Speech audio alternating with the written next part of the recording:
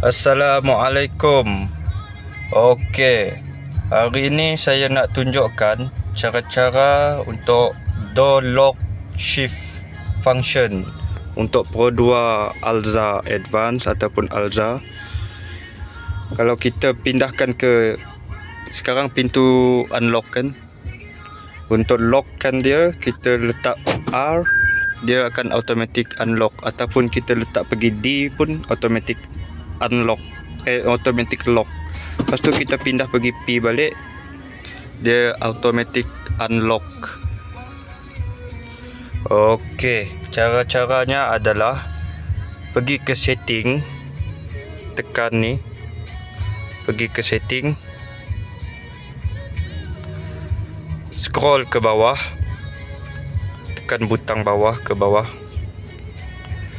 ke bawah, pergi ke bahagian vehicle setting.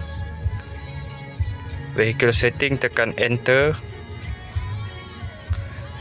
pergi ke bawah, pergi ke bahagian door lock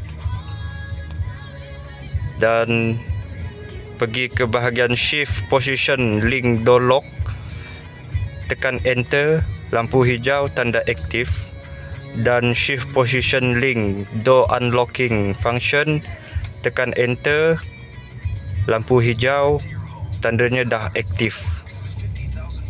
Okey, back balik, back keluar daripada setting dan kita cuba.